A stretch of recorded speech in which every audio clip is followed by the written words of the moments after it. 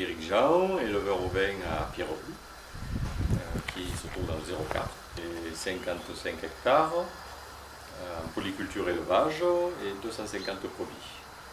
Donc les cultures, il y a 5 hectares de tournesol, il y a une dizaine d'hectares d'orge, 25 hectares de luzerne, 4 hectares de triticale, 2 hectares d'avoine.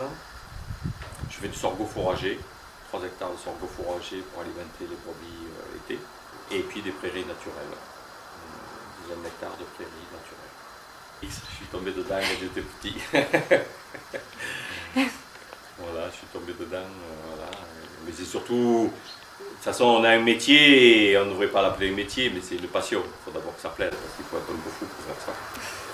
Mais surtout l'élevage, parce que c'est tous les jours qu'il faut donner à manger, qu'il faut s'en occuper. Et puis il n'y a rien de, c'est pas comme une voiture ou une chaussure. Je prends toujours l'exemple parce que la chaussure, une fois que tu sais comment la fabriquer, tu la fabriques. Les agneaux, voilà ce que vous expliquez, ben, tu sais faire des agneaux, mais un coup il y a ça, un coup il y a ça, le fourrage n'est pas de la même qualité, la météo est différente. Et en fait, chaque année, c'est un peu différent. Et alors c'est ça qui donne un peu du piment au métier aussi, parce que c'est jamais pareil. Et en fait, l'agriculture biologique, c'est décidé un soir, après avoir assisté à une réunion agricole, dans la chambre d'agriculture, où il y avait encore une présentation de nouvelles variétés de céréales. Ils avaient étudié la résistance aux maladies, parce qu'en fait, ils étudiaient surtout les rendements. On ne regardait pas ni le gluten ni rien, mais surtout, il fallait faire du tonnage. Et puis, on m'a répondu, ben oui, mais de toute façon, pour telle maladie, il y a tel produit, pour tel insecte, il y a tel insecticide, pour tel champignon, il y a tel fongicide. Et là, je suis parti de la réunion, je dit non, moi je ne suis plus d'accord avec tout ça, parce qu'en fait, ça veut dire que tous les 15 jours, il va falloir passer quelque chose dans les champs. Et puis, ben, l'an 2000 est arrivé, et on s'est dit, ben, l'an 2000, il y a quelque chose qui change, on va changer. Voilà. Donc en 2000, on est passé à bio. Ce qui me plaît, ben, c'est surtout que l'orge que je fais, ben, c'est la même que je fais depuis 25 ans. Et en fait, tout tourne autour de l'élevage. Donc la passion, c'est d'abord les animaux, enfin les ovins, les brebis. Et donc après, ben, il faut que j'ai de l'orge, de la paille, enfin de l'orge, de l'avoine, des céréales, de la paille, du fourrage. Donc tout ce qui tourne autour de l'élevage ovin, voilà, c'est pour ça. Le choix a été fait comme ça, par rapport à ça, par rapport à l'élevage ovin.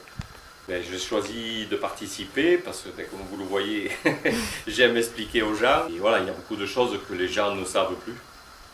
Et comme la proportion d'agriculteurs est de plus en plus réduite, ben, si le peu qui reste n'explique pas au reste de la population, dans 20 ans, on sera vraiment, ça sera vraiment la dernière roue de la charrette et plus personne ne comprendra rien.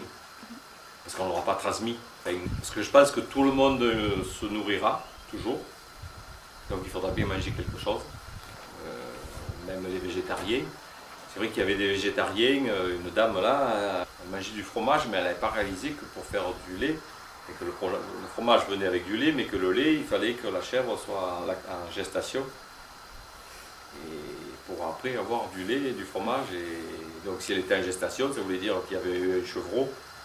Et qu'à un moment donné, il avait fallu tuer le chevreau, pour le manger pour certains, mais elle n'avait pas réalisé tout ça.